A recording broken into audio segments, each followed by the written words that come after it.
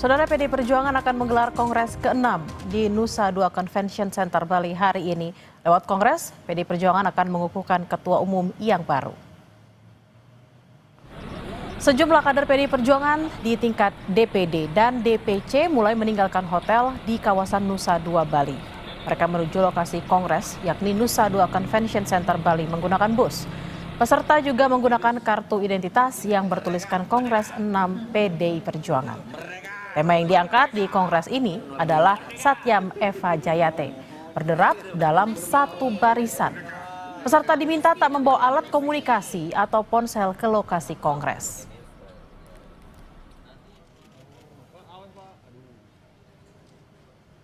Ketua DPP PD Perjuangan Deddy Sitorus ungkap pesan Ketua Umum PDI Perjuangan Megawati Soekarno Putri di BIMTEK Bali 2025. Mega minta kader solid hingga gali gagasan kader untuk jadi pegangan agar pemerintahan Prabowo Gibran tetap berada di rel yang benar. Hal itu disampaikan Deddy di kawasan Nusa Dua Bali Kamis petang. Kata Deddy, saat BIMTEK, Mega memberikan arahan terkait sejumlah isu terkini, mulai dari putusan MK terkait sistem pemilu, kebijakan pemerintah hingga koperasi merah putih. Tak hanya itu saudara, Deddy juga minta kadernya tetap solid. Apalagi berembus isu tidak harmonisnya hubungan dua anak Megawati, Puan Maharani dan Prananda Prabowo. Mereka adalah dua orang bersaudara yang menurut saya cukup akrab. Tetapi kan memang keduanya mempunyai domain yang menjadi kesukaan yang berbeda. Kalau Mas Prananda kan kita tahu memang orang yang sejatinya mengabdikan diri untuk pengembangan dan penguatan partai di internal. Kalau Mbak Puan kan memang lebih punya naluri sebagai seorang politisi, mengurusi hal-hal kenegaraan seperti itu ya. Karena beliau kan pernah di eksekutif sebagai menteri, juga sebagai anggota DPR dan sudah 2 periode menjadi ketua DPR RI. Jadi kalau ada yang bertanya itu apakah merupakan sinyal apa gitu, saya kira tidak ada sinyal apa-apa karena mereka memang tidak pernah ada masalah. Tetapi memang kita harus akui memang bahwa ada orang yang berusaha mencari-cari masalah atau mempermasalahkan gitu ya.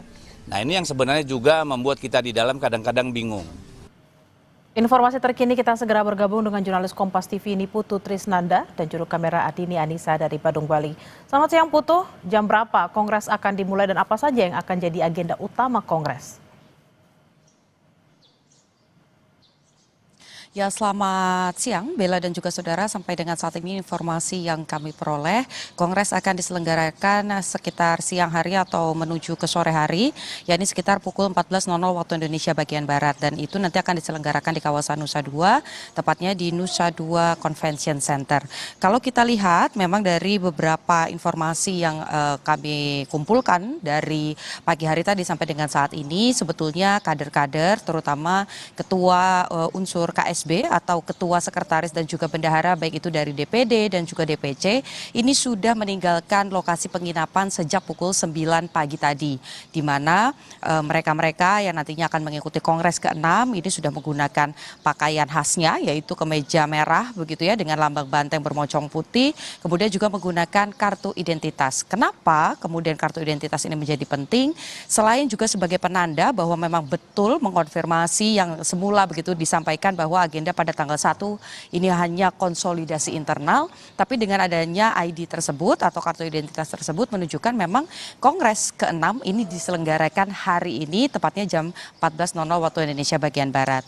Namun kalau kita lihat nampaknya Kongres kali ini akan diselenggarakan dengan terbatas dan juga tertutup.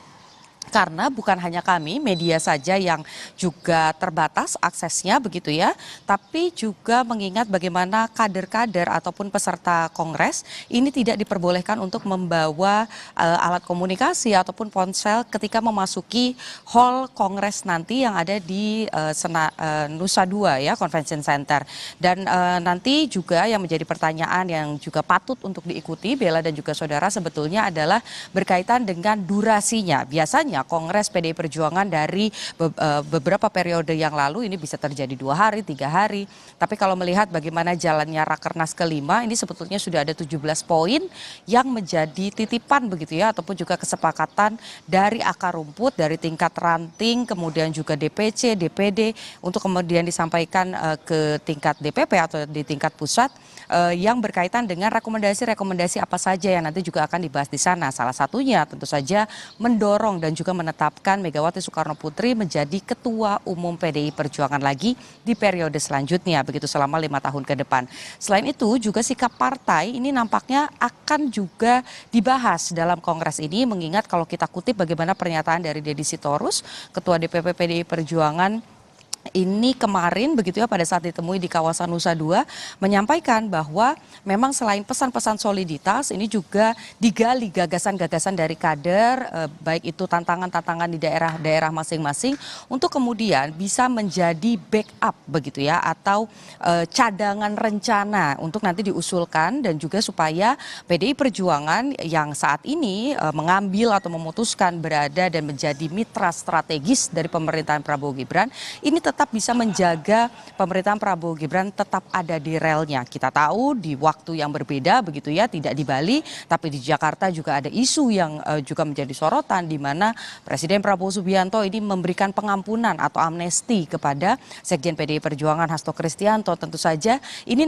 akan ada eskalasi baru. Jadi kita harus menantikan lagi nanti bagaimana riaknya di Jakarta, apakah nanti keputusan Presiden atau Kepres ini akan dikeluarkan hari ini, kemudian apakah juga Hasto Kristianto ini akan mengikuti Kongres hari ini, dan kira-kira selain 2 agenda utama tadi, menetapkan Megawati Soekarno Putri sebagai Ketua Umum, kemudian juga menentukan sikap partai dan juga usulan serta rekomendasi dari PDI Perjuangan sebagai partai dan nanti akan menjadi program kerja selama 5 tahun ke depan, dan tentu saja siapa sosok sekjen, apakah masih tetap Hasto Kristianto atau justru nanti ada nama-nama lain. Kita nantikan, Bella.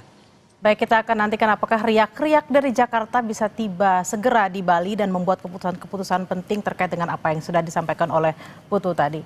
Terima kasih atas laporan Anda, jurnalis Kompas TV Niputu Trisnanda dan juga Adini Anissa langsung dari Bali. Selamat bertugas kembali.